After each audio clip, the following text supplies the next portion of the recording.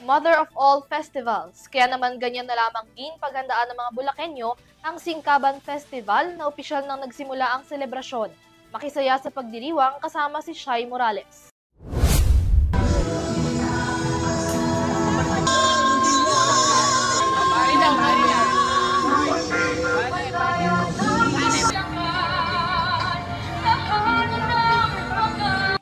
Makulay, maingay at mayaman sa kasaysayan.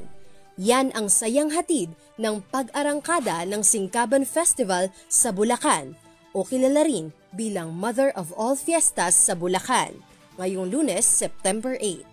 Kasabay nito ay ang iba't ibang programa at aktibidad na inihanda ng provincial government para sa mga Bulakenyo.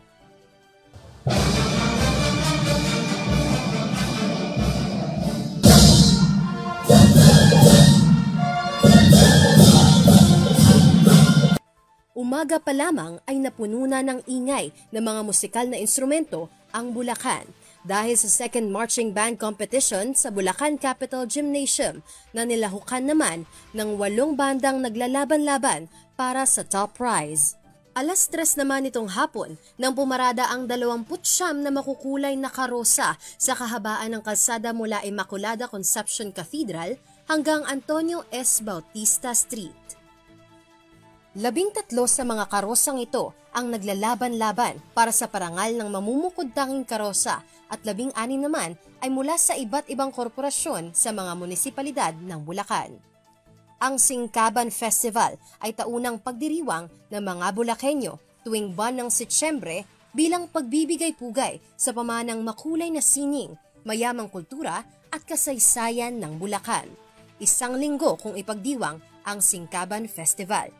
Ito ay hango sa singkaban o ang tawag sa tradisyonal na arkong yari sa kawayan na karaniwang ginagamit bilang palamuti sa mga kapistahan sa Bulacan. Samantala, kasabay ng pag-arangkada ng Singkaban Festival ay nauna nang nag-anunsyo ang pamahalaang panlalawigan ng Bulacan para sa mga motorista na dumaan na lamang sa mga alternatibong ruta tungong MacArthur Highway, kabilang nasa Fausta Road, Catmon Road, Capitol View, Santo Cristo at Santa Isabel Diversion Road. Para sa EuroTV News, ako si Shai Morales, sumasaludo sa bawat Pilipino.